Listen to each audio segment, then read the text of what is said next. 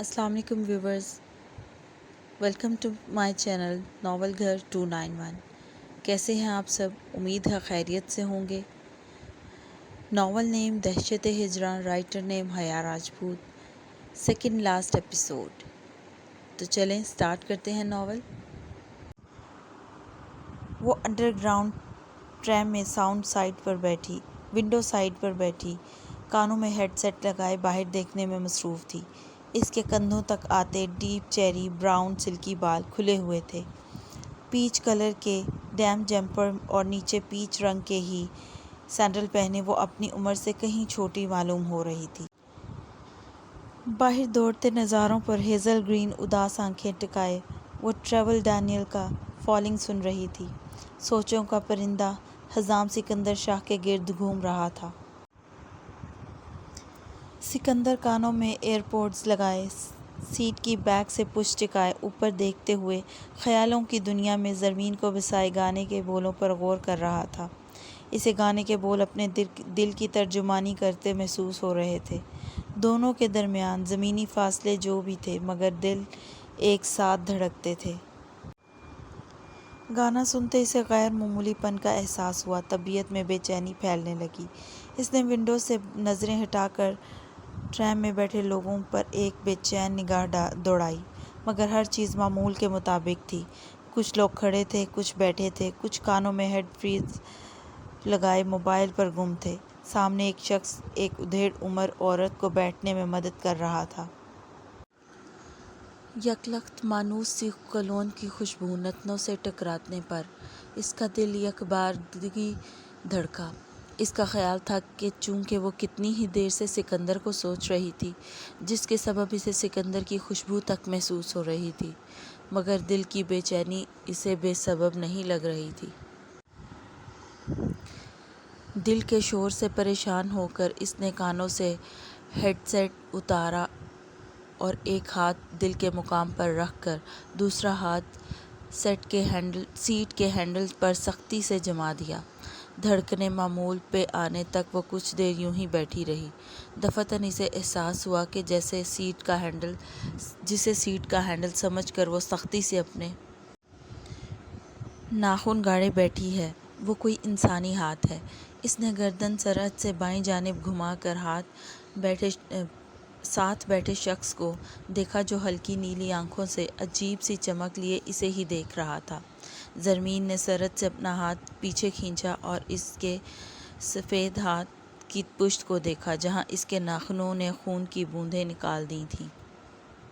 زرمین نے پریشانی سے سر اٹھا کر اسے دیکھا۔ اس کے گھنے بلونڈ بال جیل کی مدد سے سلیقے سے سیٹ کیے ہوئے تھے۔ اس کی ہلکی نیلی آنکھوں میں انوکھی سی چمک تھی جو دیکھنے والوں کو زیادہ دیر ان آنکھوں میں دیکھنے نہیں دیتی تھی۔ بالوں کے رنگ کی بیئرڈ اس کے سرخ و سفید چہرے پر خوب جچ رہی تھی۔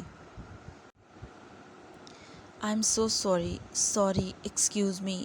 پریشانی کے عالم میں بے ربط الفاظ اس کے منہ سے ادا ہو رہے تھے۔ زرمین کبھی اس کو دیکھتی، کبھی اس کے ہاتھ کی پشت کو، جہاں سے خون نکل رہا تھا، مگر اس شخص کے چہرے پر تکلیف کا کوئی تاثر نہیں تھا۔ وہ گہری نظروں سے زرمین کو دیکھ رہا تھا۔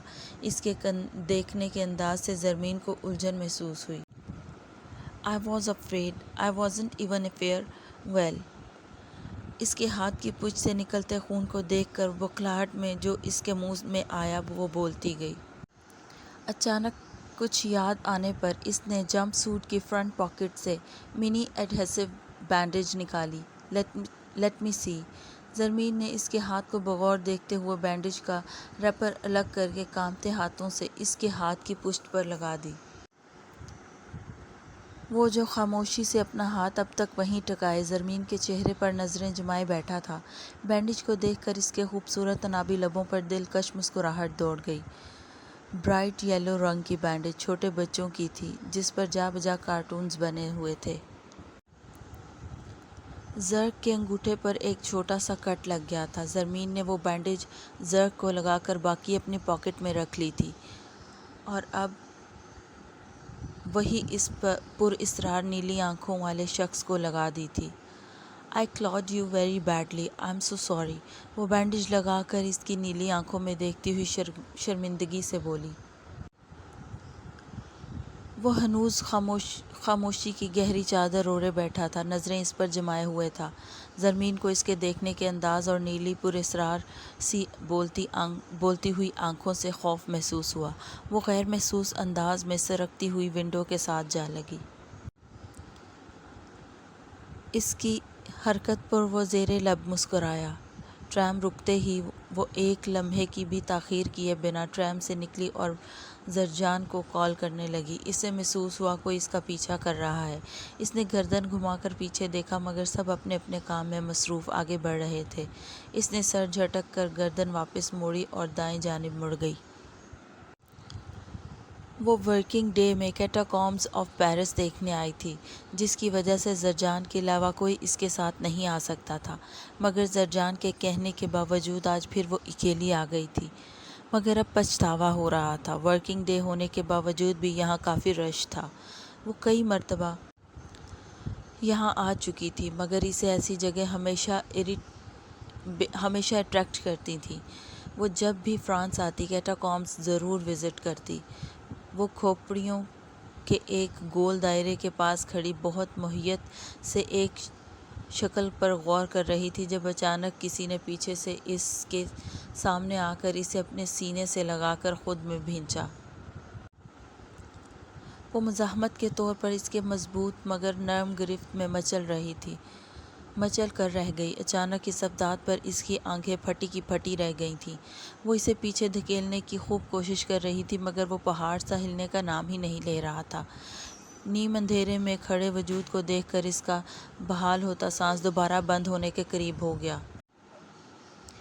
سکندر فرانس سے ایک مشن کے سلسلے میں آیا تھا۔ وہ انڈر گراؤنڈ ٹرام میں بیٹھا تھا جب اس کی نظر ایک ادھیڑ عمر عورت پر پڑی جو کھڑی ہوئی تھیں۔ اس نے انہیں اپنی جگہ پر بٹھایا اور خود کھڑا ہو گیا۔ اس نے اچٹتی نگاہ پوری ٹرام پر ڈالی تو ٹرام کے سب سے آخر پر الگ بیٹھی ہوئی لڑکی کی ساتھ والی نشست خالی تھی۔ وہ ڈیپ چیری براؤن بالوں والی لڑکی اپنا چہرہ ونڈو کی جانب کیے بیٹھی اور کندھوں تک آتے بال اس کے آدھے نظر آتے چہرے کو بھی چھپائے ہوئے تھے، جس سبب وہ اس کا چہرہ نہیں دیکھ پایا تھا، مگر نشست خالی دیکھ کر اس کی طرف بڑھ گیا۔ وہ جیسے ہی اس لڑکی کے ساتھ بیٹھا فوراً وہ لڑکی بے چین ہوتی ہوئی اپنا ہاتھ اس کے ہاتھ پر رکھ کر اپنے ناخن اس کے ہاتھ کی پشت پر گاڑ گئی۔ اس نے حیران ہوتے آگے ہو کر اس کا چہرہ دیکھا تو وہیں ساکت ہو گیا۔ اس کی منی آنکھیں میچے، دل پر ہاتھ رکھے، لرزتی پلکوں اور کپکپاتے لبوں کے ساتھ یکسر مختلف حلیے میں سکندر کو ساکت کر گئی تھی۔ اس کو حیرت کا شدید جھٹکا لگا تھا۔ وہ جو اس کے حلیے سے اس کو کوئی فرینچ لڑکی سمجھ رہا تھا، وہ تو اسی کی منی نکلی تھی۔ وہ بس ساکت سا نظریں جمائے اسے ہی دیکھتے جا رہا تھا، اور وہ اس کا ہاتھ دیکھ کر پریشان ہوتی، اس کی گہری نظروں سے کنفیوز ہوتی، اس کے ہاتھ پر بچوں والا بینڈیج لگا کر اسے مسکرانے پر مجبور کر گئی تھی۔ وہ 2.25 ماہ بعد اپنی منی کو دیکھ رہا تھا۔ ابھی وہ مکمل طور پر سیراب بھی نہیں ہوا تھا کہ ٹرام رکنے پر وہ جلدی سے اتر کر بھاگ گئی۔ سکندر کو اگلے ٹرمینل پر اترنا تھا، مگر بے خودی میں وہ زرمین کے پیچھے وہیں اتر گیا۔ ٹرام سے اتر کر زرمین کے پیچھے جاتے ہوئے اس نے سب سے پہلے موبائل نکال کر ایک نمبر پر میسج سینڈ کیا اور موبائل واپس رکھتے ہوئے نیلی آنکھوں سے لینز نکالے، پھر آنکھوں کے نیچے اور ناک پر سے مصنوعی سکن اتاری، بلونڈ بالوں اور بیئرڈ کے بوجھ سے چہرے کو آزاد کیا اور کیٹاکومبز میں دلچسپی نہ ہونے کے باوجود زرمین کے پیچھے چلا گیا۔ زرمین اپنے سامنے سکندر کو دیکھ کر حیرت کا بت بنی کھڑی یک ٹک اس کا چہرہ دیکھ رہی تھی۔ سکندر اس کا گال سہلاتا اس کی بھیگی آنکھوں میں دیکھ رہا تھا۔ کچھ دیر تک اسے ایسے ہی بے یقینی سے دیکھتی رہی، پھر اچانک پوری شدت سے اس کے سینے سے لگی۔ اس وقت وہ دکھ، اذیت، وحشت، ناراضگی سب کی قید سے باہر تھی۔ سکندر کو دیکھ کر یہ سب جیسے کہیں دور جا سویا تھا۔ سکندر نے مسکراتے ہوئے اس کے گرد اپنا محفوظ حصار باندھ کر اس کے سر پر لب رکھے۔ وہ پوری کی پوری سکندر کے چوڑے وجود کے پیچھے چھپ سی گئی تھی۔ کتنی ہی دیر وہ اس کے سینے سے لگی، اس کے دل کی مضبوط دھڑکن محسوس کرتی رہی۔ سکندر اس کی پشت سہلاتا، اس کے سر پر بوسہ دیتا، اسے اپنے ہونے کا یقین دلا رہا تھا۔ سکندر وقت کو یہیں قید کرنا چاہتا تھا جہاں اس کی منی اس کے ساتھ تھی۔ آج ہجر کے کسی خوف نے سکندر کو قید نہیں کیا تھا، آج وصل کی راحت پر اس کا یقین بڑھا تھا۔ قدرے توقف کے بعد وہ اسے اپنے حصار میں لیے باہر کی جانب بڑھا۔ زرمین نے اس کے بعد منہ سے کوئی لفظ ادا نہیں کیا تھا۔ وہ خاموشی سے سکندر کا ہاتھ تھامے اس کے ساتھ قدم سے قدم ملا کر چل رہی تھی۔ سکندر اس کے نارمل انداز پر کچھ حیران ہوا۔ ٹرین کے واپسی کے سفر اور پھر وہاں سے گاڑی میں سوار ہونے تک وہ بالکل خاموش تھی۔ زرمین کا سر سکندر کے کندھے پر تھا اور سکندر ایک ہاتھ اس کے گرد پھیلائے دوسرے ہاتھ سے ڈرائیو کر رہا تھا۔ گاڑی چلانے کے دوران زرمین کو دیکھا جو اس کے کندھے پر سر رکھے آنکھیں موندے ہوئے تھی۔ چہرے پر فقط سکون طاری تھا۔ اس کی دبیز خاموشی پر سکندر کو کچھ عجیب محسوس ہوا۔ اس نے نرمی سے زرمین کا چہرہ تھپکا مگر وہ ویسے ہی رہی۔ آنکھیں کھولو منی۔ سکندر نے پریشانی سے اس کا چہرہ پھر سے تھپکا مگر وہ بے سدھ تھی۔ گاڑی چلانے کے ساتھ وہ بار بار اسے بلاتا، اس کا چہرہ تھپک رہا تھا مگر وہ ہوش و خرد سے بیگانہ تھی۔ سکندر کا دل خوف کے مارے سکڑا۔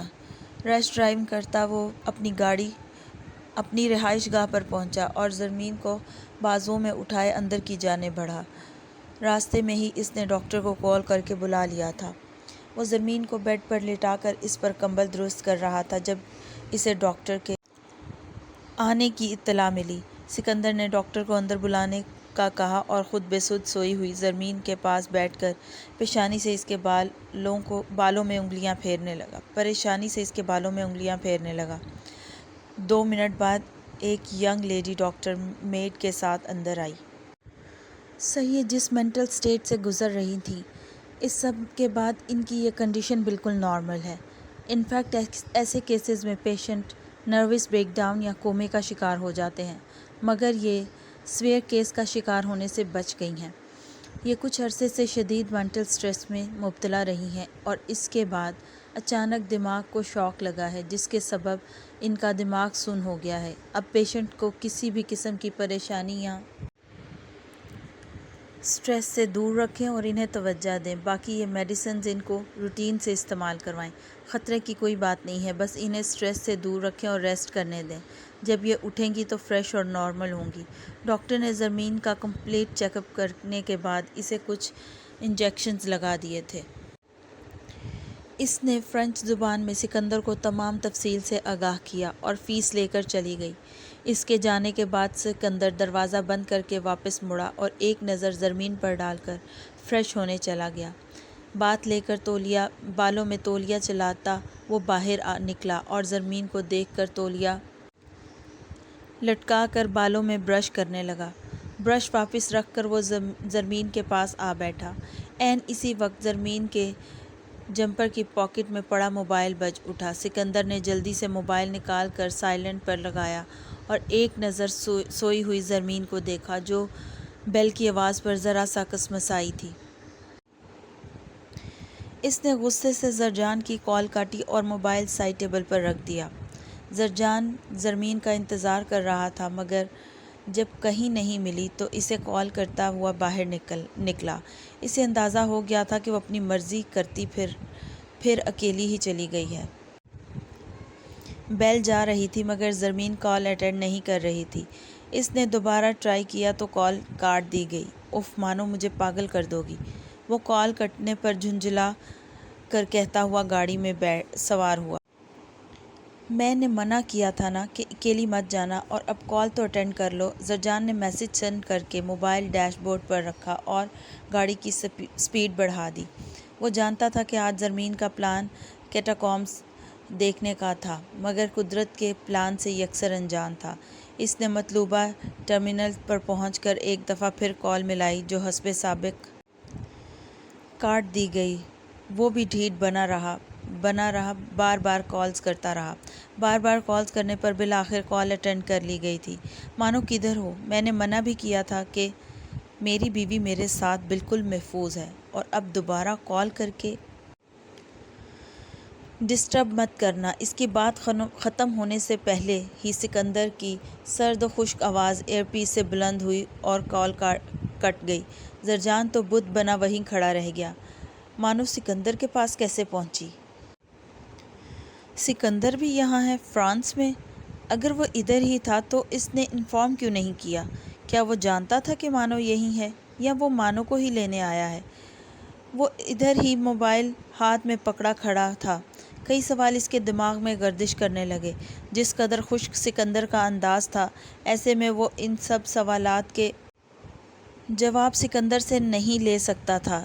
اس نے کچھ سوچتے ہوئے اپنے باپ کو کال ملائی۔ السلام علیکم بابا جان، سکندر نے آپ کو کچھ بتایا کہ وہ کب مانو کو لینے آئے گا؟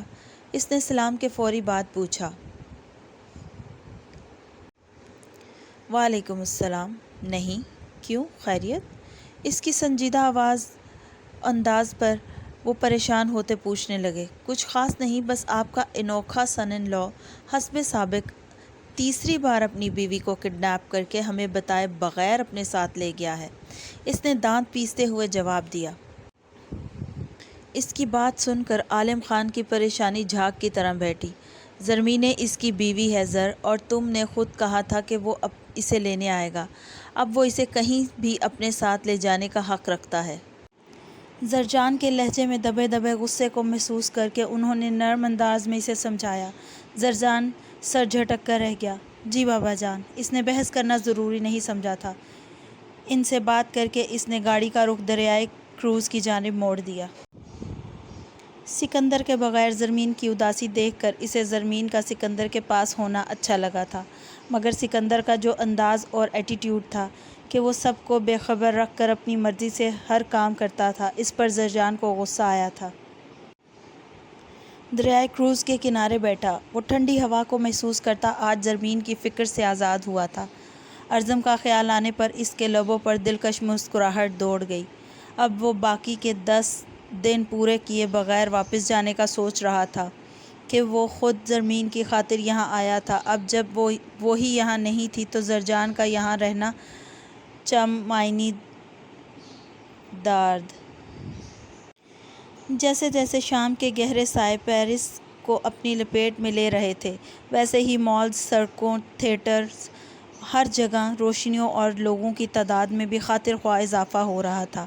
ہر طرف گہما گہمی عروج پر تھی۔ ایسے میں پیرس کے ایک مہنگے ترین رہائشی علاقے ایونیو مونٹیگن کے ایک اپارٹمنٹ میں گہری خاموشی کا راج تھا۔ سکندر ابھی سو کر اٹھا تھا، مگر زرمین اب تک سو رہی تھی۔ سکندر نے ایک نظر گھڑی پر ڈالی جو شام کے 8 بجا رہی تھی۔ اس کے کسمسانے پر سکندر نے اسے دیکھا جو کچی نیند میں تھی۔ "ویک اپ منی"، سکندر نے اس کے چہرے سے بال ہٹا کر نرمی سے اس کا گال تھپکا۔ وہ مندی مندی آنکھیں کھول کر کچھ چھت کو دیکھتی رہی۔ سکندر کی موجودگی سے بھی وہ خوب واقف تھی۔ آہستہ آہستہ دماغ کے پردے پر ٹرام سے لے کر کیٹاکومبس میں سکندر کا آنا اور وہاں سے ٹرام تک اسے واپس لانا، سب کسی فلم کی طرح چلنے لگا۔ زرمین سکندر کو دیکھے بغیر اٹھی اور کچھ دور ہو کر بیٹھ گئی۔ "واٹ ہیپنڈ"، سکندر نے ناگواریت اور اچنبھے سے اس کی حرکت کی بابت دریافت کیا۔ "نتھنگ، مجھے آپ سے کوئی بات نہیں کرنی"، اس نے سامنے دیکھتے ہوئے سختی سے کہا، جبکہ لہجے میں خفگی کے گہرے رنگ نمایاں تھے۔ اس کے خفگی بھرے لہجے پر سکندر کے لبوں پر دلکش مسکراہٹ بکھر گئی۔ "ناراض ہو اپنے حزام سے"، سکندر نے زیر لب مسکراتے ہوئے اس کے خفا چہرے کو محبت سے دیکھا۔ زرمین نے جواب دینے کی بجائے منہ مزید پھلا لیا۔ سکندر کی مسکراہٹ مزید گہری ہوئی۔ "اپنے حزام سے بات بھی نہیں کرو گی"، اس نے آئی بروز اچکا کر پوچھتے ہوئے موبائل پر آنے والی کال کاٹی۔ اس کے موبائل کی جانب متوجہ ہونے پر زرمین مزید تپ گئی۔ "میرے سے زیادہ یہ موبائل اور دوسری چیزیں ضروری ہیں، نہ کہ مجھے مجھے نہ منایا نہ پوچھا کہ کیوں ناراض ہو اور اپنی ان یوز لیس ایکٹیویٹیز میں بیزی ہیں۔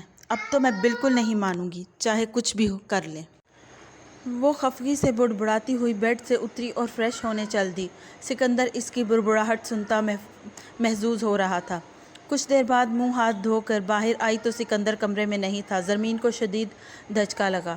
حزام آپ کتنے بدل گئے ہیں، مجھ سے بالکل پیار نہیں کرتے، اگر کرتے تو آپ کو میری ناراضگی سے فرق پڑتا، مگر آپ کو کوئی احساس نہیں ہے، آپ بہت بدل گئے ہیں۔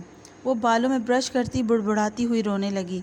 2 ماہ کا غبار تھا جو اب سکندر کے سامنے آنسوؤں کی صورت بہہ نکلا تھا۔ سکندر جو اس کی بڑبڑاہٹ سنتا محظوظ ہو رہا تھا، اس کے رونے پر گڑبڑا گیا۔ کس نے کہا کہ میں پیار نہیں کرتا؟ تم مجھ میں زندگی جینے کی نئی روح پھونکنے والی لڑکی ہو منی۔ تم میری روح کی ساتھی ہو، میری خوشی ہو، میں کیسے نہ تم سے محبت کروں؟ وہ اس کا چہرہ ہاتھوں میں بھرتے ہوئے اس کے آنسو صاف کرتا نرم انداز میں اپنی محبت کا یقین دلا رہا تھا۔ تمہارے جانے کے بعد میں بہت خوف زدہ ہو گیا تھا منی۔ مجھے لگا ماما، بابا اور دانی کے بعد میں نے تمہیں بھی کھو دیا۔ تمہارا جانا سانسیں ختم ہونے جیسا تھا۔ تمہاری موجودگی مجھے وحشت میں سکون عطا کرتی ہے، تو میں کیسے نہ کروں تم سے محبت؟ کرسٹل براؤن آنکھوں میں دکھ کے بعد خوشی، بے آرامی کے بعد سکون، گہرے اندھیرے کے بعد پھوٹتی خوبصورت روشنی کی گہری چمک تھی۔ میں آپ سے اب بھی ناراض ہوں۔ قدرے توقف بعد زرمین کی دھیمی سی آواز کمرے کے خاموش ماحول میں گونجی۔ اب کہ اس کی آواز میں خفگی سے زیادہ مان کے رنگ محسوس کرتے سکندر مسکرایا۔ ریزن؟ اس نے زیر لب مسکراتے ہوئے زرمین کے چہرے کی جانب سوالیہ نظروں سے دیکھا۔ آپ نے مجھے اپنے بارے میں کچھ نہیں بتایا۔ مجھے سب کچھ زر سے پتہ چلا۔ اگر وہ نہ بتاتا تو میں آپ کو ہی غلط سمجھتی رہتی۔ اب کہ اس کے لہجے میں خفگی کے رنگ تھے۔ میں تمہاری لائف پر رسک نہیں لے سکتا، اسی وجہ سے بہت کچھ چھپانا پڑا۔ سکندر نے نرمی سے کہتے اس کا ہاتھ پکڑنا چاہا کہ وہ خفگی سے پیچھے ہوئی۔ آپ ایٹ لیسٹ مجھے اس رات تو بتا سکتے تھے نا، جب میں جا رہی تھی۔ آپ تو تب بھی ڈمب بنے ہوئے تھے۔ اس نے سکندر کے زبردستی پکڑنے پر اس کے سینے پر مکے مارتے ہوئے شدید خفگی کا اظہار کیا۔ میں اس شام ڈنر پر سب بتانا چاہتا تھا منی، مگر شاید قسمت کو منظور ہی نہیں، اور اس کے بعد تم مجھے خود کو جسٹیفائی کرنے کا موقع دیے بغیر ہی میرے منع کرنے کے باوجود چلی گئی۔ سکندر نے اسے نرمی سے قابو کرتے جواب دیا۔ وٹ ایور، آپ کو مجھے بتانا چاہیے تھا، بس آپ کو مجھے زبردستی روکنا چاہیے تھا نا، جیسے ہر دفعہ کرتے ہیں۔ مجھے نہیں جانے دینا تھا۔ جو اتنے دن میں نے رو رو کر سپینڈ کیے، ہجر کی جو تکلیف میں نے برداشت کی، جو سلیپ لیس نائٹس میں نے گزاری، اس کا حساب کون دے گا؟ ہاں، اب پھر سے ڈم بن گئے ہیں۔ چھوڑیں مجھے، میں آپ سے نہیں بولتی۔ لیو می حزام۔ بولتے بولتے اس کی آواز رند گئی۔ سکندر جو اس پر گزرنے والی تکلیف سن کر اپنا دل چیرتا محسوس کر رہا تھا، اس کی خاموشی پر وہ مزید خفا ہوتی روتی ہوئی اپنا ہاتھ اس سے چھڑوانے لگی تھی۔ سکندر نے لب سختی سے بھینچ کر اسے اپنے ساتھ لگایا۔ اسے زرمین کا رونا تکلیف دے رہا تھا، مگر وہ اس کا سر سہلاتا اسے کھل کر رونے دینا چاہتا تھا کہ یہی اس کی صحت کے لیے بہتر تھا۔ دروازے کی آواز پر سکندر نے یس کہتے ہوئے دروازے کی جانب سے رخ پھیرا۔ ایک نوعمر فرینچ لڑکا کھانے کی ٹرالی لیے اندر آیا اور سکندر کے اشارے پر ٹرالی بیڈ کے پاس رکھ کر واپس چلا گیا۔ کافی دیر رو چکنے کے بعد اب اس کا دل ہلکا ہو گیا تھا۔ منہ دھو کر وہ واپس آئی تو سکندر اسی کا انتظار کر رہا تھا۔ سکندر نے اسے اپنے حصار میں بٹھاتے اس پر کمفرٹر سیٹ کر کے سائڈ ٹیبل سے کھانے کی ٹرے اٹھائی۔ زرمین نے پڑی سارے ٹرے میں موجود چیزوں کو دیکھا، جس میں مختلف French dishes, desserts, French bread, pizza اور ساس تھا۔ کیا کھانا ہے؟ سکندر نے انتہائی نرم انداز میں محبت سے پوچھا۔ کریم کیرمل اور بریڈ پیزا، رائٹ؟ زرمین کے جواب نہ دینے پر اس نے خود ہی گیس کرتے ہوئے کیرمل اٹھا کر اس کے منہ کے قریب کیا۔ اس کے صحیح گیس پر زرمین حیران نہیں ہوئی تھی۔ وہ جانتی تھی کہ سکندر کو اس کے دل کی بات جاننے کے لیے لفظوں کی ضرورت محسوس نہیں ہوتی تھی۔ "I'm full" اس کے ہاتھ سے تھوڑا سا کھا کر زرمین نے ہاتھ اٹھا کر کہا۔ "اوکے، پھر یہ کھا لو۔" سکندر نے بچا ہوا کیرمل واپس رکھتے ہوئے بریڈ پیزے کی جانب اشارہ کیا۔ "I don't like it" اس نے فرینچ بریڈ پیزا دیکھ کر منہ بناتے ہوئے نفی میں سر ہلایا۔ "اوہ، ٹیسٹ لیس لگتا ہے" سکندر نے مسکراتے ہوئے استفسار کیا۔ زرمین نے منہ بناتے سر اس بات میں ہلایا۔ "تو اس ساس کے ساتھ کھاؤ نا۔ "The most spicy thing in France" اس نے ہنستے ہوئے ڈیول ساس بریڈ پر لگایا۔ "Try it" سکندر نے ساس لگا کر بریڈ اس کے منہ کے قریب کی تو زرمین نے منہ کھول دیا۔ اس کے کھانے پر سکندر نے سوالیہ نظروں سے اسے دیکھا۔ "I like it" زرمین نے مدھم مسکراہٹ کے ساتھ جواب دیا۔ سکندر شکر مناتے اسے خود ہی کھلانے لگا۔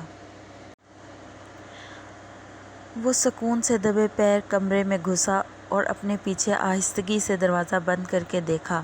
کمرے میں نیم اندھیرا تھا۔ بیڈ خالی دیکھ کر وہ حیران ہوا۔ تبھی واش روم کا دروازہ کھلنے کی آواز آئی۔